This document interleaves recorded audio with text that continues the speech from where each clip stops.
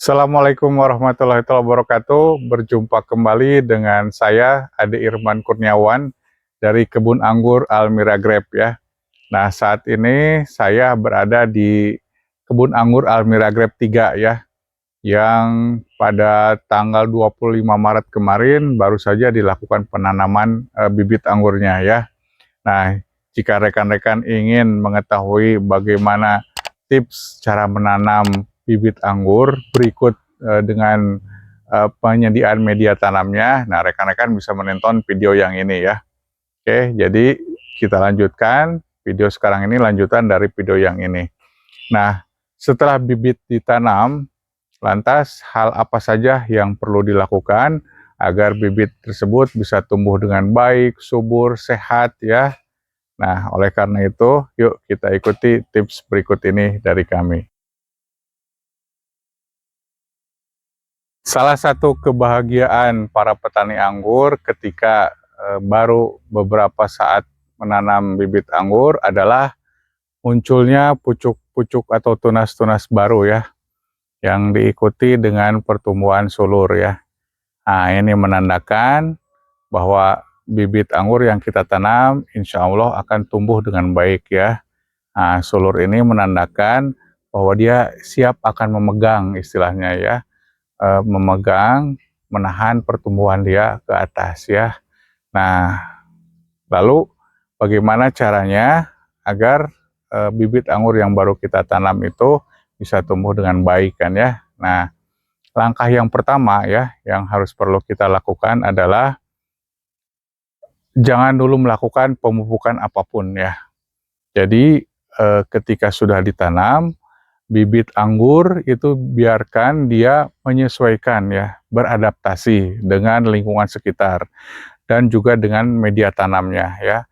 Sehingga dengan demikian adaptasi atau penyesuaian bibit anggur terhadap lingkungan dan media tanamnya bisa berjalan dengan baik tanpa terpengaruh oleh unsur yang lain ya, seperti pupuk, zat kimia, dan hal yang lainnya ya.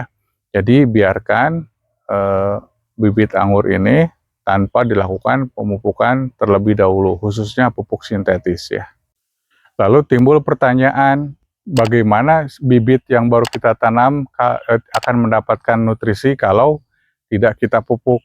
Nah, pada saat penyediaan atau pengadaan media tanam, itu kan kita biasanya menambahkan unsur-unsur hara ya ke dalam media tanam tersebut. Misalkan ada kotoran hewan ya, baik dari kambing gitu ya, atau guano. Kemudian juga misalkan kita menambahkan kompos gitu ya ke dalam media tanam tersebut. Nah, hal tersebut, unsur tersebut bisa menjadi nutrisi awal ya, bagi pertumbuhan bibit anggur. Makanya pupuk-pupuk awal yang disediakan itu bagusnya organik pada saat awal pertumbuhan seperti kohe dan kompos tadi ya, sehingga bibit anggur yang kita tanam bisa menyerap nutrisi dari pupuk tersebut ya. Lalu kapan sebaiknya pemberian pupuk bisa diberikan kepada bibit yang baru kita tanam ya? Kalau di kami ya di sini minimal 2 minggu ya, 2 minggu setelah penanaman, atau idealnya itu baiknya 1 bulan. Atau ketika si bibit sudah adaptif ya dengan lingkungan dan media tanam yang kita sediakan ya.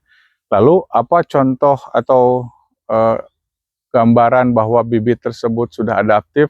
Yaitu tadi ya, dengan munculnya tunas-tunas baru ya, dan sulur ya, yang menandakan bahwa berarti si bibit tersebut dia sudah beradaptasi dengan media tanam yang ada, dengan lingkungannya, dan berhasil menyerap nutrisi yang ada di media tanam tersebut.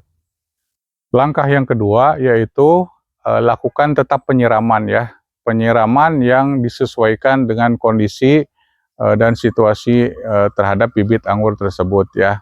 Jadi maksudnya apa? Jadi ibaratkan bayi ya, dia masih kecil ya, perlu masa pertumbuhan yang masih lama, maka pengairan atau penyiramannya pun jangan terlalu banyak ya, sedikit saja.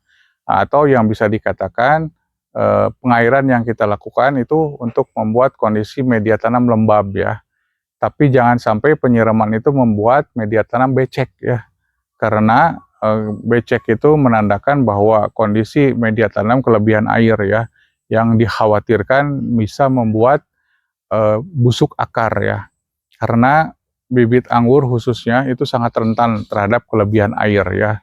Mengingat akarnya masih sangat muda gitu ya.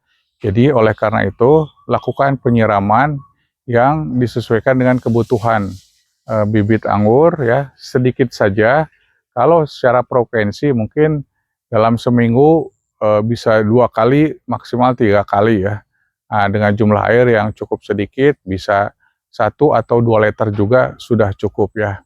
Nah, untuk menjaga kelembaban media tanam setelah penyiraman ya, si media tanamnya bisa dilakukan penutupan ya, misalkan dengan menggunakan weed mat seperti ini ya. Nah, jadi setelah disiram, lakukan penutupan media tanam agar evaporasi atau penguapan daripada air yang kita berikan itu tidak terlalu cepat yang membuat media tanam menjadi kering ya. Atau kalau tidak dengan weed mat, kita bisa menggunakan yang organik, misalkan jerami ya, atau dedaunan ya. Yang penting bisa menahan laju evaporasi atau penguapan air yang lebih cepat ya. Dengan lembabnya media tanam, itu menjadi lingkungan yang baik ya bagi perkembangan akar. Jika selama 2 minggu pertumbuhan sudah baik ya, tidak ada kendala dengan hama dan penyakit ya, maka rekan-rekan bisa memberikan pupuk tambahan ya, baik berupa sintetis maupun organik ya. Nah, fokuskan untuk pemupukan yang kandungan nutrisinya bagi perkembangan akar dulu ya. Jadi jangan terlalu banyak nitrogennya untuk pertumbuhan. Nah, kandungan unsur yang banyak untuk pertumbuhan itu adalah fosfat ya. Jadi dia membantu menumbuhkan atau perkembangan terhadap akar akan lebih cepat pertumbuhannya ya. Nah, jadi jika pohon bibit sudah seperti ini ya, bisa dilakukan pemupukan ya, dengan menggunakan sintetis juga bisa, organik juga bisa ya. Nah, lalu pupuknya apa? Nah, kalau di kami biasanya suka menggunakan pupuk ini ya, pupuk basic ya.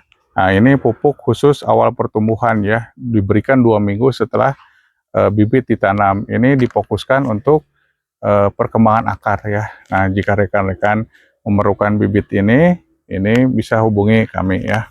Jadi pupuk ini fokus pada pertumbuhan akar dulu ya, agar ketika tumbuh ke atas, akarnya sudah siap menyerap banyak nutrisi ya. Nah, itu dia tips dari kami ya mengenai perawatan pasca penanaman bibit. Semoga tips kami berguna ya. Sampai jumpa pada video berikutnya. Wassalamualaikum warahmatullahi wabarakatuh.